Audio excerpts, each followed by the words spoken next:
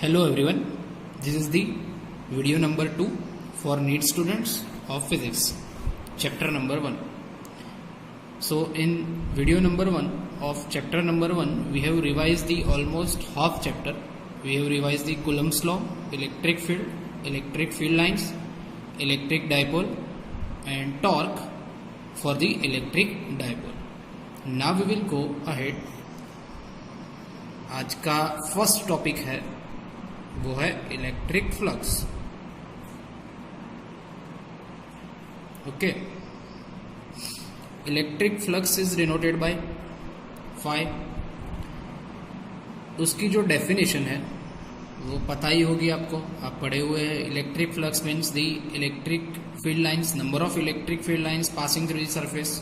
Means surface में से जो भी number of electric field lines pass होती है उसे हम क्या बोलते हैं, सरफेस का electric flux.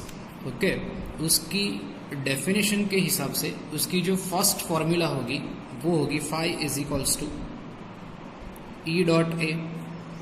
Phi is equals to E dot A, that means E A cos theta. Theta क्या है यहाँ पे? Theta is the angle between E and A. Electric field and area दोनों के बीच का एंगल है थीटा. पता होना चाहिए एरिया की डायरेक्शन हम कैसे निकालेंगे. उसके रिवीजन के लिए हम एक छोटा सा एग्जांपल ले लेते हैं. सपोज ये डायरेक्शन में इलेक्ट्रिक फील्ड दिया हुआ है, uniform electric field of intensity E0. और मान लो कि ये एक सर्कुलर सरफेस है जो कि ऐसे दिया हुआ है. इसकी रेडियस R, ये इसकी रेडियस है R.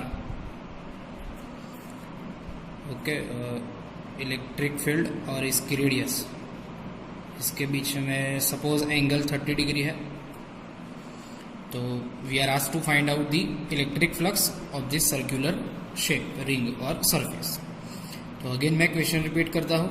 ऐसे इलेक्ट्रिक फील्ड दिया हुआ है, ये एक सर्कुलर सरफेस है जिसकी रेडियस R है. इसकी रेडियस मीन्स इसका प्लेन इलेक्ट्रिक फील्ड के साथ कितना एंगल बना रहा है, 30 डिग्री. तो हमें फाइंड करना है फ्लक्स. तो अब इसका इलेक्ट्रिक फ्लक्स क्या होगा? इलेक्ट्रिक फ्लक्स फाइंड करने के लिए फॉर्मूला तो यही, phi is equals to E A cos theta. Okay, E is E0.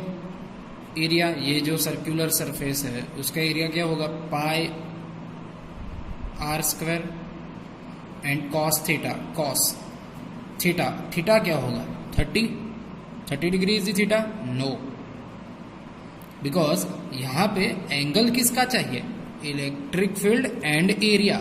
Electric field and area. तो ये जो सरफेस है, ये सरफेस, उसका एरिया अपवर्ड वर्टिकल मीन्स इसके परपेंडिकुलर होगा. तो ये सपोज ये हम इसके परपेंडिकुलर लाइन ड्रॉ कर रहे हैं.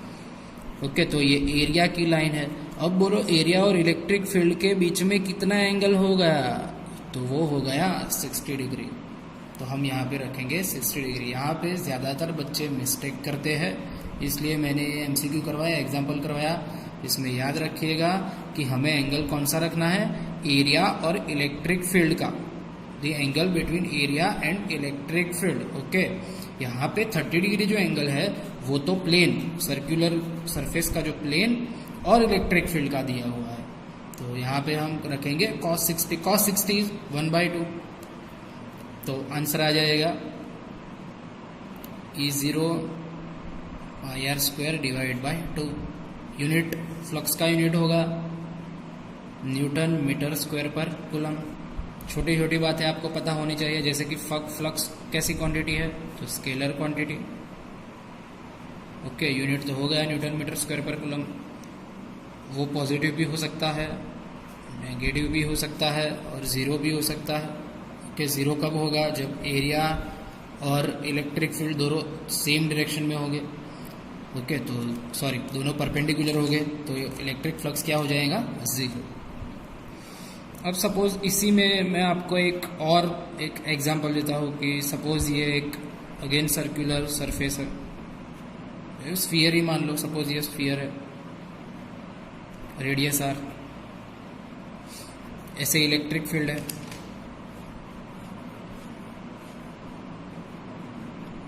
ये एक स्फीयर, ऐसे इलेक्ट्रिक फील्ड है ये, तो फ्लक्स क्या होगा, अगेन ये कॉस थीटा, ये कॉस। अब एंगल क्या होगा, देखें इसका एंगल ये डायरेक्शन में बाहर की तरफ, क्योंकि ये जो पेज का जो प्लेन है उसी में स्फीयर है, तो उसके परपेंडिकुलर होगा, तो ये एरिया इस डायरेक्शन में, इलेक्ट्रिक फील्ड इस डायरेक्शन में, सो एंगल थीटा क्या आएगा 90 डिग्री परपेंडिकुलर से cos 90, तो यहाँ पे फ्लक्स क्या हो जाएगा 0। ओके, और वैसे भी जितनी इलेक्ट्रिक फील्ड लाइंस पास हो रही है स्फीयर में से उतनी ही बाहर निकल रही है, देखो, तो नेट इलेक्ट्रिक फील्ड लाइंस तो कोई बचे ही नहीं, तो फ्लक्स क्या आएगा 0। तो ये है इलेक्ट्रिक फ्लक्स जो है उसका बेसिक टर्मिनोलॉजी, बेसिक थिंग्स। अब उसके बाद हम एक छोटी सी चीज़ देखेंगे। ओके, यहाँ ही छोटी चीज़ जो 3 टर्म थी आपको याद होगी, एक थी लीनियर चार्ज डेंसिटी,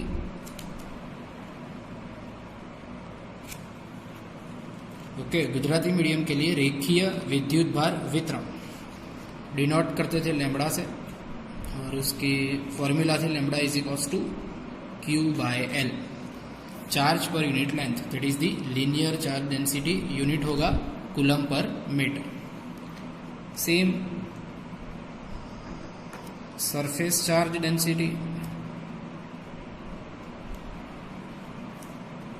वो सिग्मा, ओके, वो डिनोट करेंगे सिग्मा से, उसकी फॉर्मूला होगी Q/A, मीन्स चार्ज पर यूनिट एरिया।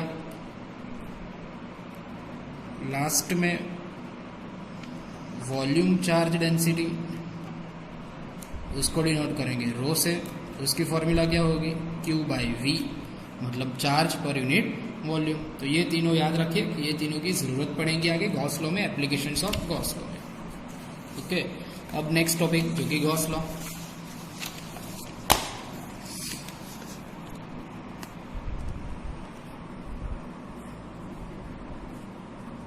गॉस लॉ क्या है, तो गॉस लॉ है कि फ्लक्स, कोई क्लोज सरफेस है, उसके अंदर चार्ज Q है, ओके, तो ये क्लोज सरफेस के रिलेटेड जो फ्लक्स होगा फाई, वो क्या होगा, तो phi is equals to Q/ε0, actually Q/ε0, that means Q means surface के अंदर वाले चार्ज, Q मीन्स सरफेस के अंदर वाले चार्ज सरफेस के अंदर ही होना चाहिए, बाहर होगा तो वो Q में आएगा नहीं। सपोज ये एक चार्ज Q1 है, ये चार्ज Q2 है, ये चार्ज Q3 है, ये चार्ज Q4 है, तो Q में कौन कौन से चार्ज आएंगे, Q1 and Q2, Q3 and Q4 Q में आएंगे नहीं। ओके, अब जो फ्लक्स की ओरिजिनल फॉर्मूला थी, वो ओरिजिनल फॉर्मूला से इसको रिलेट करते हैं, तो हम ऐसा भी बोल सकते हैं phi is equals to Q/ε0 is equals to E.A। Okay, अगर पूरा एक साथ नहीं निकालना है तो इसे ऐसे भी लिख सकते हैं, phi is equals to Q/ε0 integration of E.dA। तो इसमें एक चीज ध्यान रखना, जो मैंने आपको चैप्टर चलाते वक्त भी बोली थी, Q सिर्फ अंदर वाले चार्ज आएंगे, बट इलेक्ट्रिक फील्ड किससे होगा, Q1, Q2, Q3 और Q4 चारों चार्ज की वजह से इलेक्ट्रिक फील्ड होगा। ओके, Q में सिर्फ अंदर वाले चार्ज आएंगे, लेकिन इलेक्ट्रिक फील्ड चारों चार्जेस की वजह से होगा, सिर्फ 2 चार्जेस की वजह से होगा नहीं। तो ये है गॉस लॉ। गॉस लॉ से बहुत सारे MCQs, बहुत सारे एग्जाम्पल्स आते हैं। ओके, जैसे कि मान लो एक एग्जाम्पल आ गया, मैं आपको सिर्फ जो क्रंच वाले एग्जाम्पल्स है वही बताऊंगा। सपोज ये सरफेस है, ये एक चार्ज है, अब ये 2 चार्जेस है, डाउन डाउन। बोला गया कि जो इलेक्ट्रिक फ्लक्स है वो फाइंड करो ये सरफेस का, तो पहले तो चार्ज पता होना चाहिए। याद रखना, अप और डाउन 2 क्वार्क्स है, क्वार्क्स भी एक चार्ज ही है, इलेक्ट्रॉन से जो छोटा चार्ज होता है वो, up charge means plus 2/3e। Up charge कितना होता है? प्लस 2/3 एंड डाउन चार्ज कितना होता है? -1/3। तो टोटल चार्ज कितना होगा? टोटल चार्ज कितना होगा? 0। देखो ये plus 2/3 -1/3 -1/3 means -2/3। So total net charge Q इन 0 हो गया, तो फ्लक्स भी क्या होगा? 0। ओके, तो ऐसे सिंपल एग्जांपल आ सकते हैं, वो हम आज करेंगे। फिर बाद में जो टॉपिक था वो था application of Gauss law.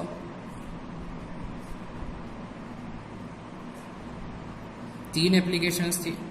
First application क्या थी? तो electric field due to uniformly charge wire, infinitely long wire. Okay, electric field due to uniformly charge infinitely long wire. Means हमें एक वायर दिया गया है जो इनफाइनाइट लेंथ का है और उसके ऊपर यूनिफॉर्म चार्ज रखा हुआ है। ये यूनिफॉर्म चार्ज की डेंसिटी लैम्बडा है। ये एक पॉइंट P है। Point P suppose small r distance पे है और हमें पॉइंट P पे इलेक्ट्रिक फील्ड चाहिए, तो हम गॉस लॉ को अप्लाई करके प्रूव कर सकते हैं पॉइंट P पे इलेक्ट्रिक फील्ड कितना होगा। वो हमने प्रूव किया था। यहाँ पे हम डायरेक्ट फॉर्मूला देखेंगे, वो इलेक्ट्रिक फील्ड P पॉइंट पे कितना आएगा, तो लैम्बडा अपॉन 2πε0r। ओके, कितना आएगा? Lambda upon 2πε0r। That means electric field 1/r के प्रोपोर्शनल में होगा, तो ये r अगर ज्यादा होगा तो इलेक्ट्रिक फील्ड डिक्रीज होगा।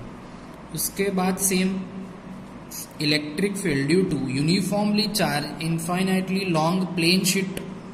ओके, प्लेन शीट की वजह से भी हमने इलेक्ट्रिक फील्ड फाइंड किया था। तो electric field due to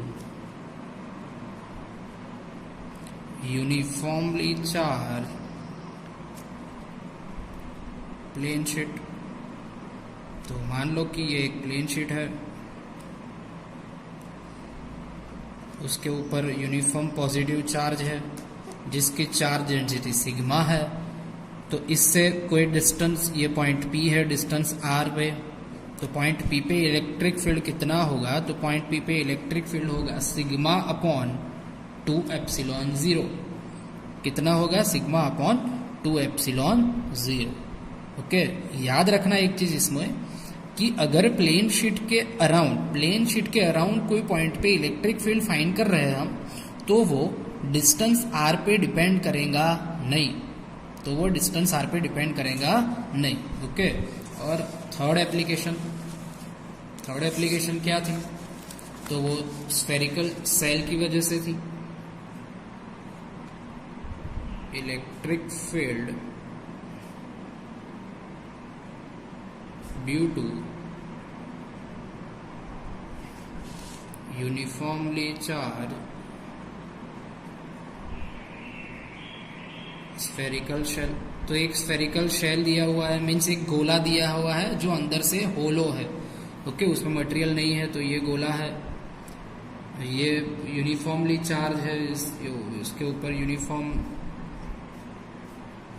charge रख देते हैं। ओके, ये यूनिफॉर्म चार्ज डेंसिटी सिग्मा है। तो अब दो केस बनेंगे, एक तो इसके अंदर इनसाइड इलेक्ट्रिक फील्ड क्या होगा, तो आप समझ सकते हो 0 होगा, क्योंकि कोई चार्ज इंक्लूज नहीं करेगा। सपोज ये पॉइंट P है, पॉइंट P से एक गॉसियन सरफेस कंसिडर करो, तो उसके अंदर कोई चार्जेस नहीं है, तो इनसाइड इलेक्ट्रिक फील्ड क्या होगा? 0।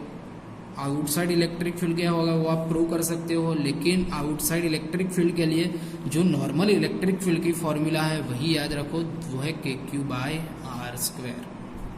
अब इसका ग्राफ इंपॉर्टेंट है, इसके ग्राफ बेस्ड MCQ आ सकते हैं। इसका ग्राफ ऐसे ड्रॉ किया जाता है, y एक्सिस पे इलेक्ट्रिक फील्ड, x एक्सिस पे डिस्टेंस r। ओके, सपोज इसकी रेडियस कैपिटल R है, तो ये है 0 डिस्टेंस, सेंटर O और 0। यहाँ पे हम पहुँच जाएंगे तो रेडियस R पे पहुँच जाएंगे, मीन सरफेस पे पहुँच जाएंगे, और ये डिस्टेंस जो है वो ग्रेटर देन आर, तो रेडियस से ज़्यादा डिस्टेंस होगा। तो ये पोर्शन इनसाइड, ये पोर्शन आउटसाइड। अब इनसाइड तो कोई इलेक्ट्रिक फील्ड है ही नहीं, ध्यान से देखो, इनसाइड में कोई इलेक्ट्रिक फील्ड है नहीं, तो ये इनसाइड ये पोर्शन में इलेक्ट्रिक फील्ड जीरो ही रहेगा, तो ग्राफ ऐसा आएगा। अब सरफेस पे इलेक्ट्रिक फील्ड आएगा क्या, के क्यू बाय आर स्क्वायर, तो वो आएगा k q by r square. Okay, यहाँ पे इलेक्ट्रिक फील्ड रहेगा के क्यू बाय आर स्क्वायर। और अगर डिस्टेंस बढ़ाया, हमने डिस्टेंस बढ़ाया, तो इलेक्ट्रिक फील्ड आर स्क्वायर की वजह से डिक्रीज होगा, तो वो ग्राफ ऐसा आएगा। Okay, E proportional to 1/r square. तो ये ग्राफ है electric field due to uniformly charge spherical shell. अगर स्फेरिकल शेल की जगह हमें एक स्फीयर दिया गया है, सॉलिड स्फीयर दिया गया है, तो ऐसा ग्राफ नहीं आएगा, उसमें ग्राफ चेंज हो जाएगा। ओके, स्फीयर में ग्राफ इतना चेंज होगा, याद रखना। अगेन ये इलेक्ट्रिक फील्ड वाई डायरेक्शन में, ये डिस्टेंस आर, ये रेडियस। अगर पूरा गोला होगा ऐसा, तो उसमें अंदर भी चार्ज होगा, यूनिफॉर्मली चार्ज ऐसा होगा। यूनिफॉर्मली चार्ज ऐसा होगा तो इनसाइड इलेक्ट्रिक फील्ड जीरो होगा नहीं, इनसाइड कुछ इलेक्ट्रिक फील्ड मिलेगा जो बढ़ेगा, डिस्टेंस आर की वजह से बढ़ेगा, और बाद में वे उसी की तरह प्रपोजनल टू 1/r स्क्वायर घटेगा और प्रपोजनल टू आर बढ़ेगा। ओके, तो अगर ऐसी फिगर, ऐसा ग्राफ है तो वो स्फीयर के लिए है, अगर ये ग्राफ ऐसा है तो वो शेल के लिए है, वो याद रखना।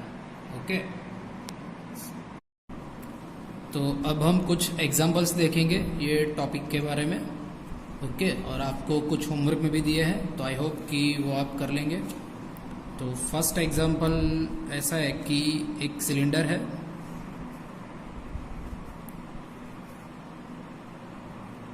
उसकी 3 सरफेस है,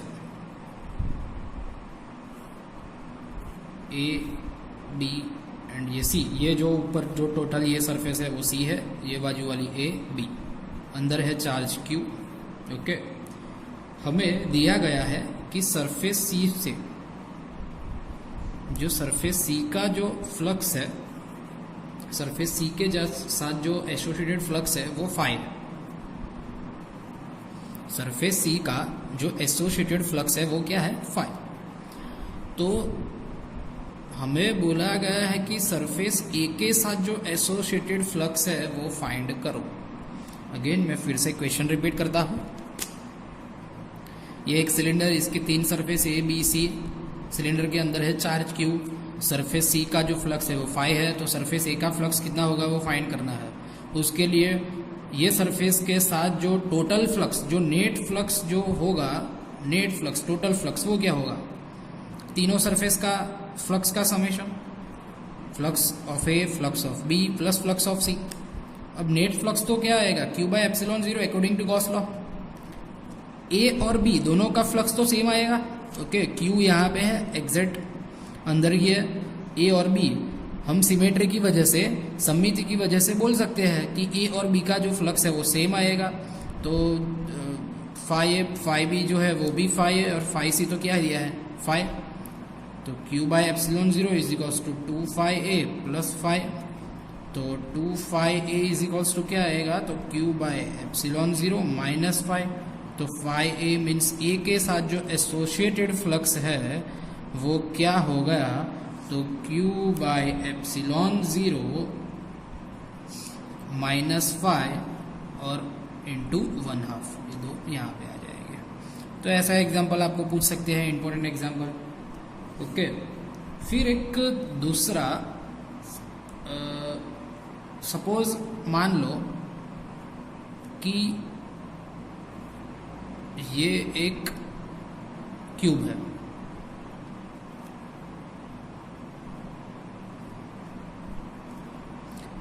ये क्यूब में एक लॉन्ग वायर रखते थे हम, एक लॉन्ग वायर जो कि यूनिफॉर्मली चार्ज है और उसकी चार्ज डेंसिटी है लैम्बडा। ओके, क्यूब का लेंथ जो है वो ए है। अब क्वेश्चन ये है कि क्यूब का फ्लक्स फाइंड करो। क्वेश्चन इज क्यूब के साथ जो भी फ्लक्स एसोसिएटेड है वो फाइंड करो। तो कैसे फाइंड कर सकते हैं? हमें क्या देखना पड़ेगा? क्यूब के अंदर जो चार्ज है वो ही देखना है हमको। तो यहाँ पे क्यूब के अंदर चार्ज कितना होगा? Lambda is equals to, formula क्या है? Q by L length. यहाँ पे क्यूब की लेंथ क्या है? ए। तो lambda is equals to Q by A. तो क्यू इज इक्वल्स टू क्या होगा? लैम्बडा है। तो चार्ज जो एनक्लोज चार्ज है, क्यूब के अंदर का जो चार्ज है वो क्या मिल गया? लैम्बडा है। तो फ्लक्स फाइंड करना है, तो flux phi is equals to क्या होगा? Q by epsilon zero means lambda A by epsilon zero. तो ये आएगा फ्लक्स। ओके, यही एग्जाम्पल अगर हमें दिया गया है, लेकिन इसमें कुछ और पूछा है। कुछ और मीन्स अगर हमें ऐसा पूछा है कि ये क्यूब का मैक्सिमम फ्लक्स फाइंड करो। ओके, सेम वे ये क्यूब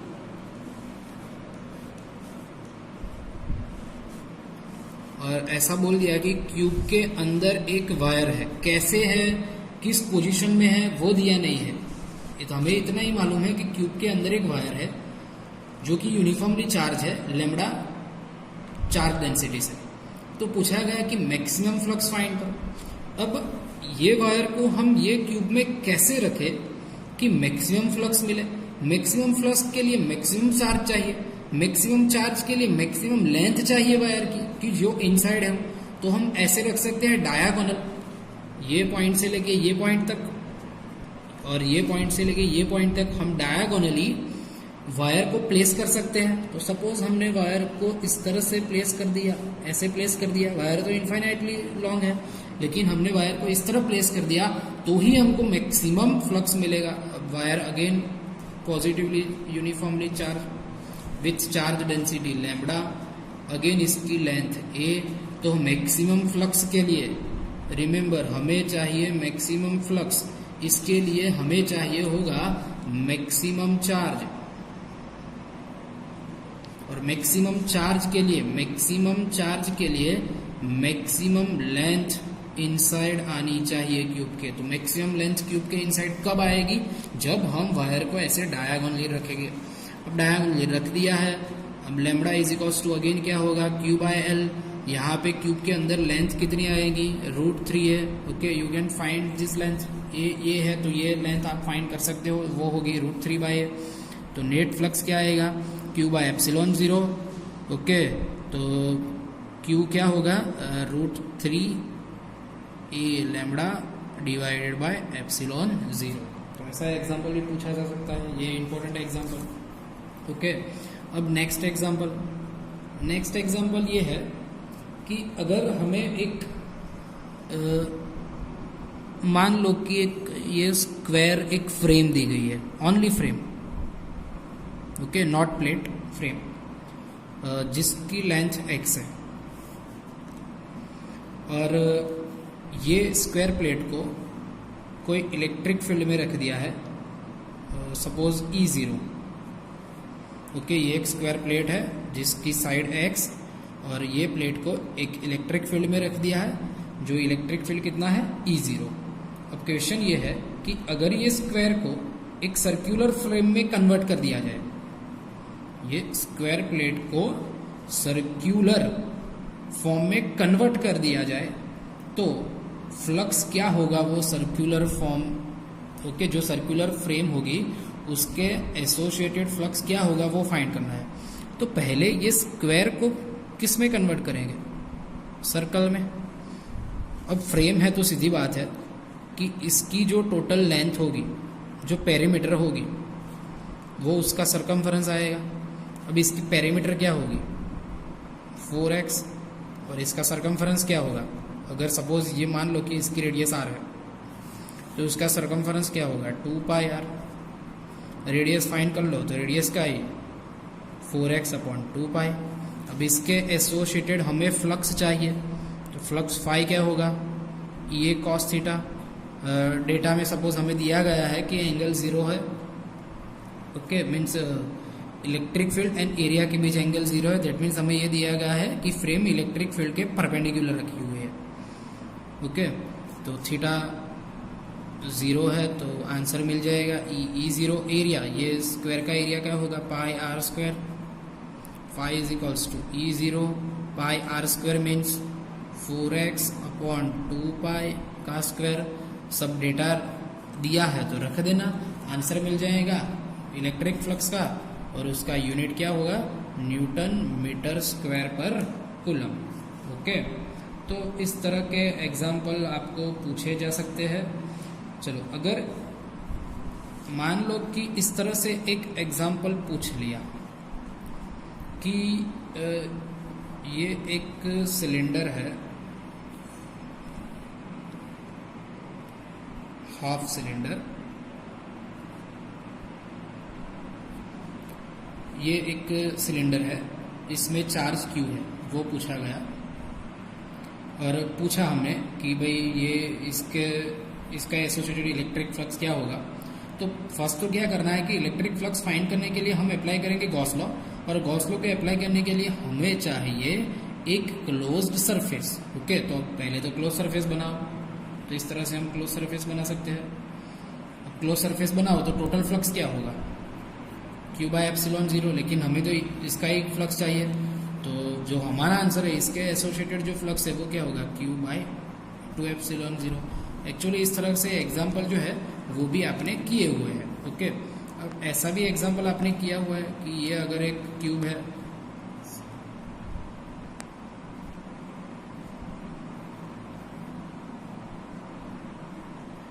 क्यूब के अंदर चार्ज क्यू है, तो एक सरफेस पे इलेक्ट्रिक फ्लक्स क्या मिलेगा, ये जो एक सरफेस है, ये एक सरफेस पे इलेक्ट्रिक फ्लक्स क्या मिलेगा, चलो टोटल फ्लक्स क्या मिलेगा, क्यू बाय एप्सिलॉन 0। ऐसी कितनी सरफेस है, 6 सरफेस है, तो एक सरफेस पे इलेक्ट्रिक फ्लक्स क्या मिलेगा, तो क्यू बाय 6 एप्सिलॉन 0, ये फॉर वन सरफेस। ओके, तो इस तरह से लॉजिकल क्वेश्चंस आपको पूछे जा सकते हैं। आई होप कि आपको सब क्वेश्चन आएंगे।